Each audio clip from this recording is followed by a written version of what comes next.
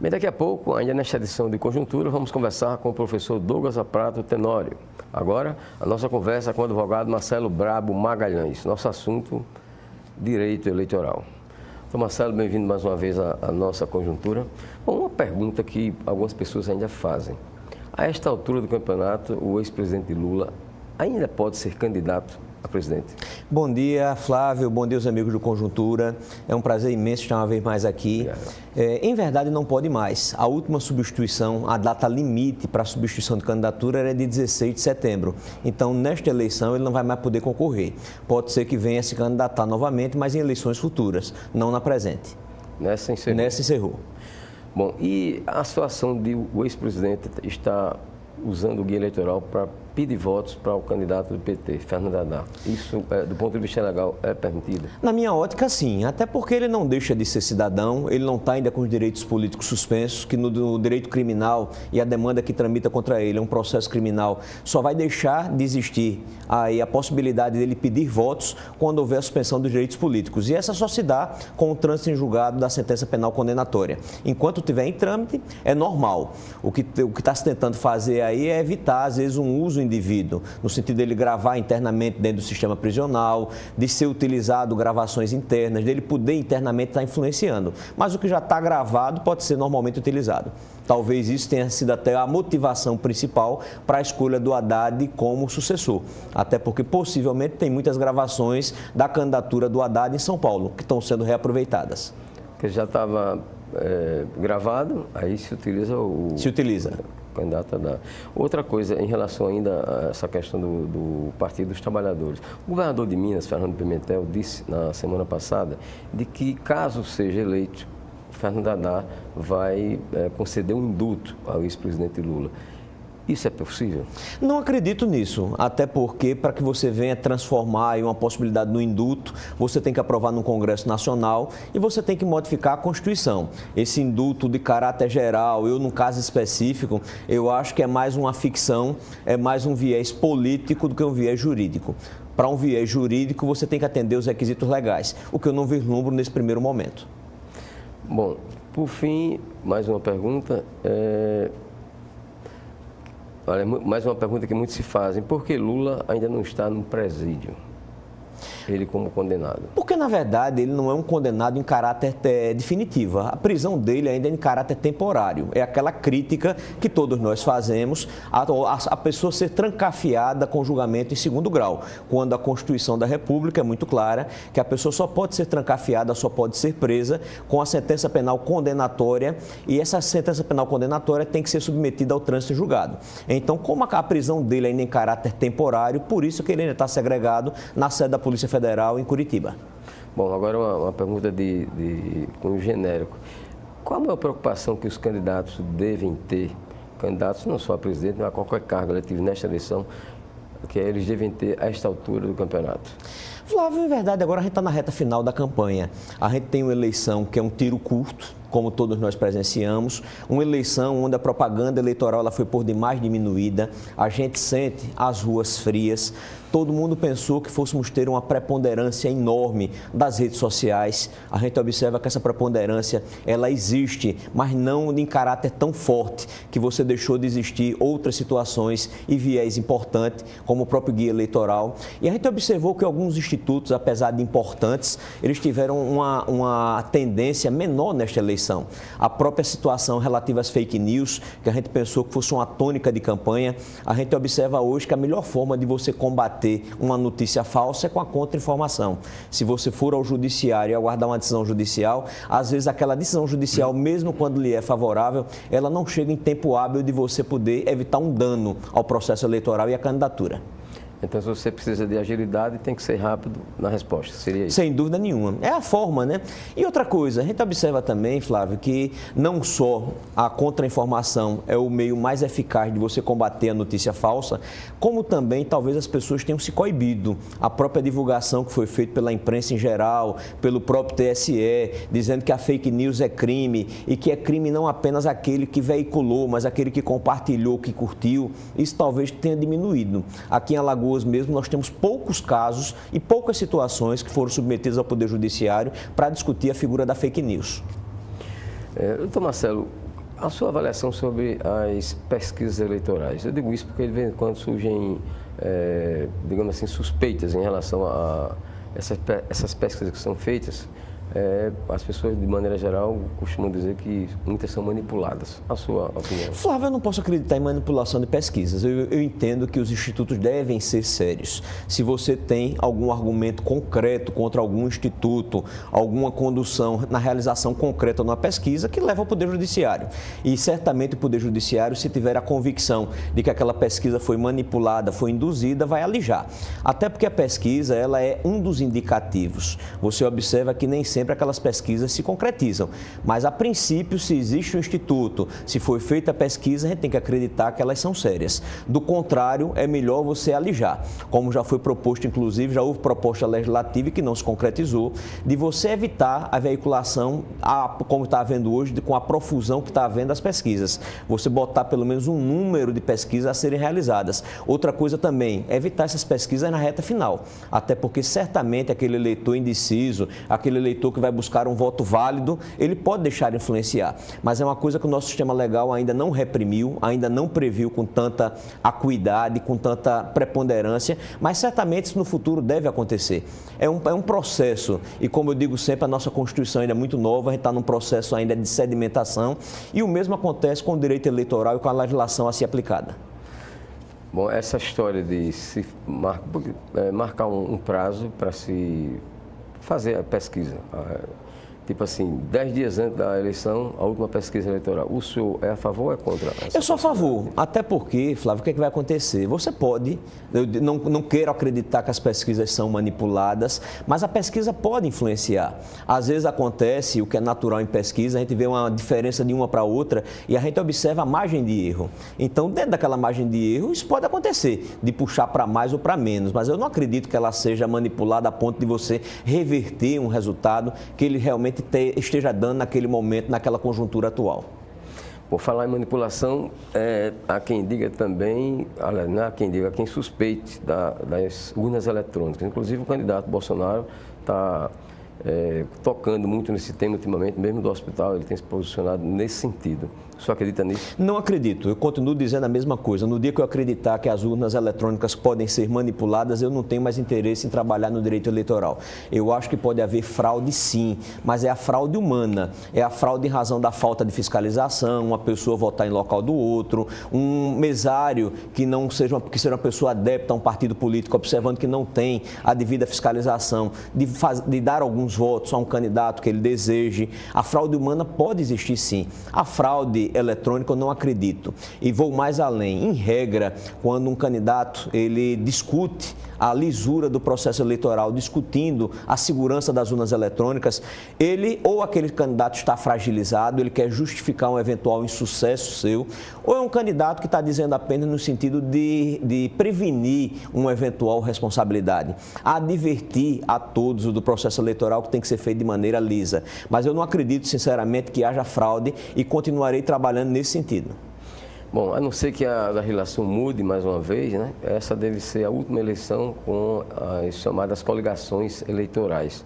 A partir de 2020, a eleição de prefeito e vereador, vão ser eleitos, no caso dos proporcionais, os vereadores mais votados, independentemente de sigla, independentemente de partido. O senhor concorda com isso? Concordo, Flávio. Principalmente no nosso sistema legal, que a gente observa que os partidos são um amontoado hoje de partidos existentes. Você não tem hoje definido com bastante precisão qual é o lado, o viés político de cada um, se é de direita, se é de esquerda, se é de centro. A maioria deles tem os seus próprios regimentos internos, os seus próprios estatutos que se confundem com de outras agremiações. E, em verdade, o brasileiro hoje não vota em partidos. Em regra, o brasileiro vota em pessoas. Então, acho que nada mais natural do que você possa legitimar estas eleições, até porque, às vezes, quando você trata do coeficiente eleitoral, você poderia levar ao exercício do mandato uma pessoa que teve uma votação pífia, comparado com a outra pessoa que poderia ser legitimado a exercer aquele mandato que teve a sua legitimação. É claro que, cada vez mais, com a restrição das propagandas eleitorais e com esse sistema de eleger os mais votados, a gente vai prestigiar aqueles que já têm serviços prestados. Em regra, os políticos já se encontram. Você criar nomes novos, você criar criar lideranças novas, a tendência natural é que seja cada dia mais difícil. E tem também outro aspecto que está para ser implantado, que é o voto distrital. A sua opinião a respeito? Eu acho que o voto distrital, ele é um voto de futuro. Eu acho que a tendência natural é essa, até porque aquele político ele vai se identificar com determinada comunidade. Agora, eu sou a favor que a gente pudesse ter, no primeiro momento, um voto distrital misto, que a gente pudesse, até porque não temos ainda essa cultura, então a gente pudesse gradativamente, era de você ter uma parte daqueles eleitos que seriam os mais votados e outros que representariam determinadas comunidades. Eu acho que era a melhor forma para o Brasil. Você ter hoje um distrital puro, você vai terminar prestigiando pessoas que são segmentadas em determinada região, ou que às vezes não tem sequer identificação. A pessoa pode mudar de região pensando justamente em utilizar da figura do distrital. Eu acho que é uma tendência de futuro. Nosso sistema político, jurídico e eleitoral, Flávio, precisa ser aperfeiçoado. Eu acho que a gente só vai chegar não a situação de perfeição, mas uma situação mais próxima do que a gente deseja, quando a gente tiver uma reforma política e eleitoral séria. E talvez, para isso, seja necessário termos um legislador e um constituinte exclusivo. Porque, do contrário, quem lá se encontra não vai votar contra seus próprios interesses. Vai observar sempre, em primeiro lugar, qual é o seu interesse. Outra coisa é com relação ainda à questão do fim das coligações. Quer dizer, os mais votados serão necessariamente os eleitos a partir de 2020. Isso, no meu entender, fortalece muito os partidos, porque as pessoas vão deixar de procurar o partido que seja o caminho mais fácil para eleger e vai buscar aqueles com o qual ele tenha mais identificação. Seria... Também, se os partidos criarem uma linha política, ideológica bem definida, porque hoje, em verdade, você busca aquele partido que certamente vai lhe dar uma condição de ser eleito. E muita gente, às vezes, foge até de um partido maior sob o argumento de que, às vezes, é mais fácil você se eleger em coligações menores. Mas a tendência de futuro é que haja uma diminuição do número de partidos políticos e que haja um fortalecimento. Agora, esse fortalecimento não pode ser vinculado apenas através do fundo partidário ou do tempo de televisão. Esse fortalecimento ele tem que vir através das pessoas também. Você tem que criar requisitos internos de entrada, de permanência. Por isso é que precisa de uma reforma política eleitoral mais aprofundada. Com relação ao fundo partidário, não esse que foi criado para a eleição, o fundo partidário que já existia antes. O senhor concorda com ele? Concordo. Eu acho que o fundo partidário que é destinado aos partidos políticos, ele é importante. Isso. Sob pena dos partidos políticos não ter uma política própria do seu desenvolvimento. O que eu acho é que você precisa criar critérios de divisão desse fundo partidário. Porque esse fundo partidário hoje, em regra, ele é concentrado na pessoa do presidente nacional. Mas você tem que vincular a distribuição aos estados, você tem que vincular, como a Justiça Eleitoral fez muito bem e a própria legislação, os 5% para a política das mulheres. Então, eu acho que você precisa criar regras a mais, no sentido de você poder definir a utilização desses valores, não deixar apenas ao alvedrio e à vontade de quem preside o partido nacionalmente. E esse fundo que foi criado especificamente para a eleição, e, na verdade, na prática, oficializou a eleição passou a ter, deixou de ter o recurso privado, passou a ser só público. Na verdade, em outras palavras, financiamento público de campanha. O senhor concorda? Eu sou contra, Flávio, até porque eu acho que foi um desserviço o que o Supremo fez, foi um desserviço que o legislador fez. A gente substituiu o financiamento privado pelo financiamento público, quando, em verdade, eu acho que a gente deveria era regulamentar o financiamento privado. Nos Estados Unidos, qualquer empresa, qualquer profissional pode doar para qualquer candidato e ele pode prestar serviço na futura administração, desde que ele tenha preço e qualidade. Eu vou mais além, eu acho que talvez seja o momento da gente aí poder rever a própria legislação que trata das licitações públicas, que isso vinha ao encontro justamente dessa modificação de rumo. Você substituir o financiamento privado pelo financiamento público, você está onerando mais ainda a máquina pública e está dando a possibilidade daqueles que estão na direção dos partidos a nível nacional de definir quem quer ajudar para eleger. Se você observar em todos os estados da federação, tem pessoas que receberam esse fundo FEFERC e outras não. E você pergunta qual o critério.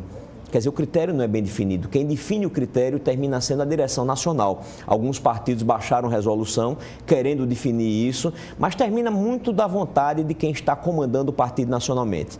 Eu acho que foi uma involução. Eu espero que a gente possa rever este critério. A gente não pode pensar que todas as doações são de caráter ilícito, mesmo quando privadas. O que a gente precisa, sim, é fiscalizar. E aquela pessoa que vier a prestar um serviço à administração pública, ela ter preço e qualidade. O senhor já atuou também como desembargador eleitoral aqui em Alagoas. Por conta disso, dessa sua experiência nessa área, que outras mudanças o senhor poderia propor em relação a eleições futuras? Em verdade, Flávio, nunca atuei como desembargador eleitoral, não. Sempre contribuí, sempre do outro lado da bancada, né? Como advogado.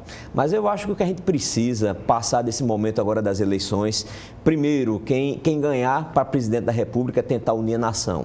A gente precisa não deixar de ter diferenças, mas tentar ter uma boa comunicação, que a gente não venha, através das diferenças, acirrar ainda mais os ânimos e que a gente possa ter uma guerra civil ou mesmo uma militarização no Brasil.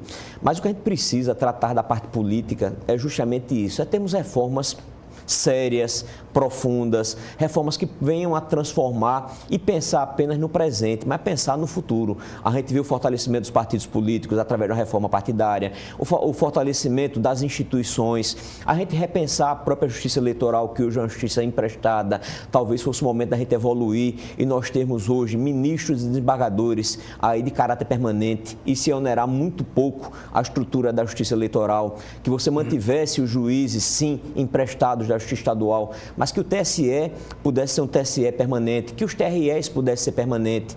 Isso certamente ia trazer uma segurança jurídica para todos os atores do processo eleitoral. Você ia trazer, por conseguinte, uma maior definição de cada quadro eleitoral e essa situação não mudaria. A própria jurisprudência não viria oscilar a depender da composição das cortes. Eu acho que isso talvez fosse o melhor dos futuros nossos. E voltando também a gente poder rever o nosso sistema legal. Hoje nós temos um voto facultativo, mas a multa é uma multa indigna que não inibe a qualquer pessoa deixar de comparecer. Eu acho que a gente tem que fomentar a participação popular, mostrar que só através do voto a gente pode mudar a realidade local, a realidade de um estado, a realidade de um país. E do contrário, a gente vai viver sempre no mesmo ciclo vicioso. A cada eleição, as pessoas se juntam apenas para aquele momento, as pessoas votam, outras se abstêm e a gente sempre vai ter dúvida da legitimidade, principalmente nesse momento que a gente tem um país dividido. O que é que poderia ocorrer de pior se a gente tivesse aqui no Brasil o voto facultativo? Olha, Flávio, o que pode acontecer de pior e o que está acontecendo, como aconteceu recentemente na eleição suplementar do Tocantins, é a alta abstenção. Eu acho que essa, sim, deslegitima qualquer eleição.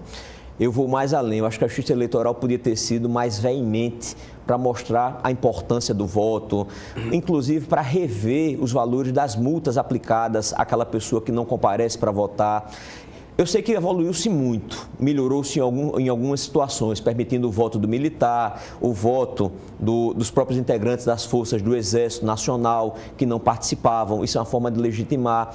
Mas não podemos deixar de observar que muita gente hoje está descrente com a política. E mesmo descrente, a pessoa tem que comparecer. Se você acha que não tem um bom candidato, escolha o menos ruim. Escolha aquele que, mesmo que você não se afine totalmente, mas que possa trazer uma esperança de mudança, uma esperança de consolidação das instituições. Eu acho que o que precisa ser feito é isso, de uma forma geral, é você fomentar a participação popular. Lembrando sempre que voto não tem preço, voto tem consequência.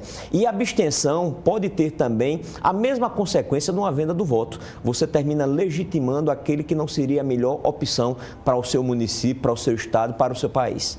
Quem é contra o voto obrigatório costuma dizer de que, sendo obrigatório, o voto não seria um direito, e sim um dever. E aí? Flávio, eu acho que isso é relativo, até porque da mesma forma que você tem requisitos de elegibilidade, você pode ter também requisitos para a pessoa votar. Eu acho que a nossa Constituição ela evoluiu muito ao permitir o voto do analfabeto e no momento que você permite um voto para o analfabeto e que você permite que o semi-analfabeto ele seja também eleito, inclusive aquelas discussões que nós sempre tivemos de analfabeto funcional, você tem que exigir também a participação popular, porque do contrário, essa classe vai terminar sendo apenas uma classe de manobra. Ok, muito obrigado ao advogado Marcelo Brabo Magalhães pela sua participação aqui nesta edição de Conjuntura. A gente encerra com o Dr. Marcelo a nossa edição de hoje, explicando que o professor Douglas Zaprato Tenório precisou se ausentar e não pôde participar do programa. Assim, a gente agradece aos telespectadores por nos acompanharem.